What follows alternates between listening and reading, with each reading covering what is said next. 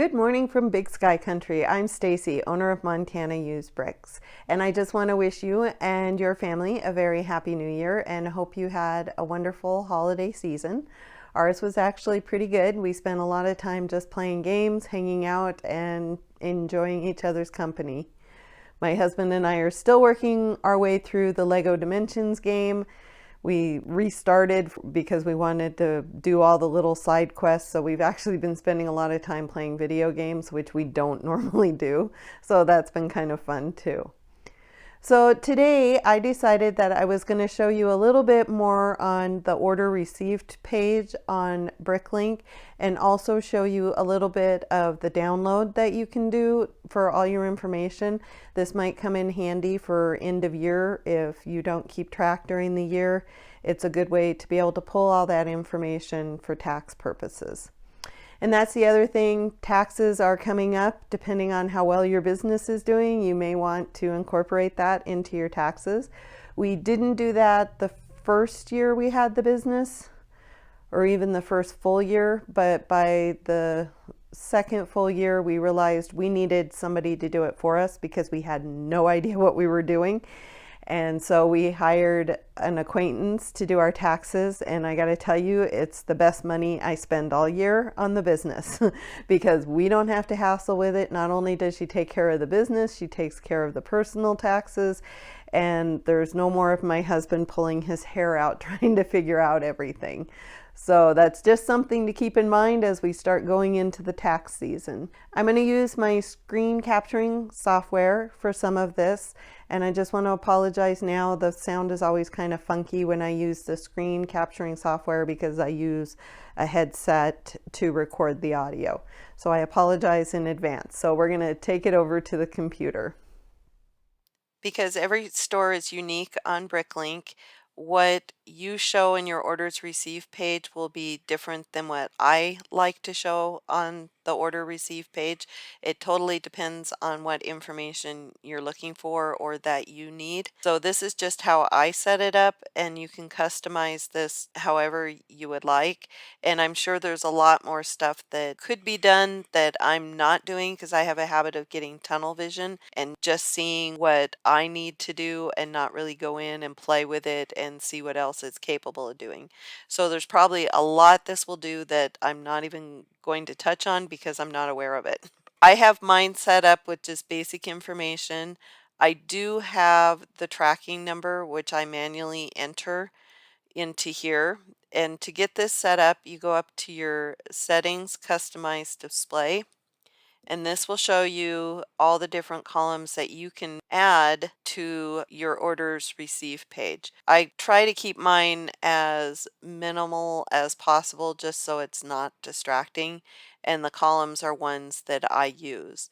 But there are a bunch of them that you can add or turn off at any time, and you can kind of play with it to see what would be useful for you.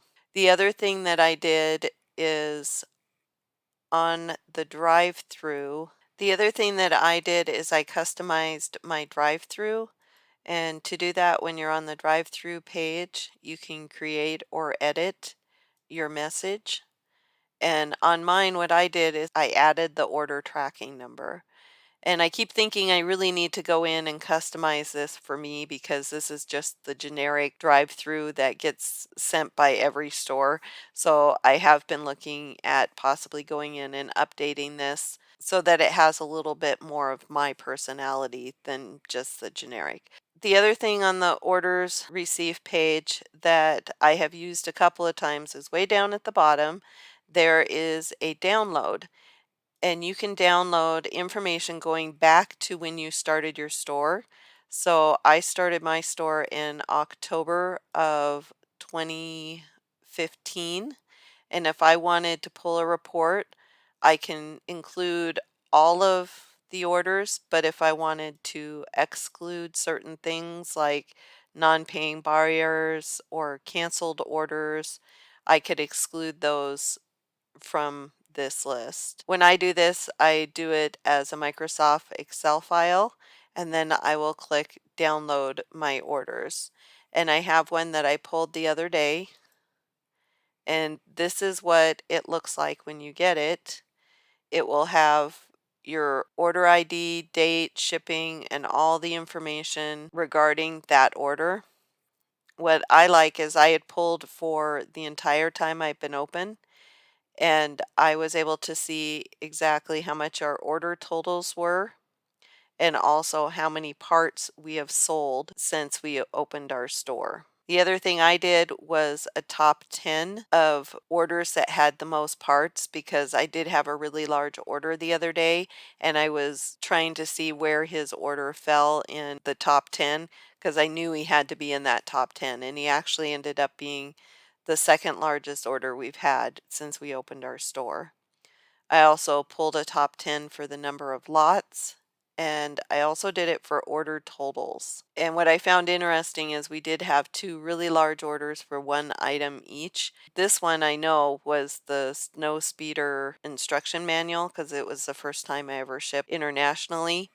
And this one, I believe, is one of the older sets that we sold. That's kind of the fun stuff you can do with it, but you can pull these monthly so that you can have your monthly totals for tax purposes, or just to see your expenses like the shipping and what was paid out for taxes and that kind of thing. You pull it, you could also see which ones are purged, which are canceled, which are still pending, that sort of thing. This is a nice spreadsheet to be able to download when you need information. I use the order receive page for pretty basic information. Basically, this is what I'm looking at when I pull it up to see who is paid, what status they're in. For me, when I process an order, I leave it as paid until it is packed in the box and taped shut, and then I will mark it as packed so I know that the order can't be changed. Once I have the label printed, I will put the tracking number in here, but I won't post it as shipped until it's actually picked up by the postal carrier or I've dropped it off at the post office. Once I do that, I will mark it as shipped. I'll do the drive-through, and then I'll also go up and I will do the feedback for the order. For me, I like to give feedback as soon as it's shipped, because as far as I'm concerned, the buyer has done what they said they will do, which is pay for the order. Anything after that is on me or USPS. So like I said, you might want to go in and play with the customization of your display, because there may be things in here that you are wanting to add to your received page, but then there also might be some stuff that you never look at or you never use, so you don't even want to see it on your page.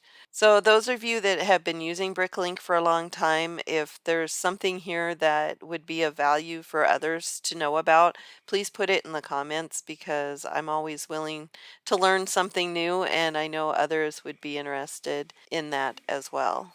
If you enjoyed this video, go ahead and give it that thumbs up. If you really liked it, go ahead and hit that subscribe button, and I will see you in the next video. Bye.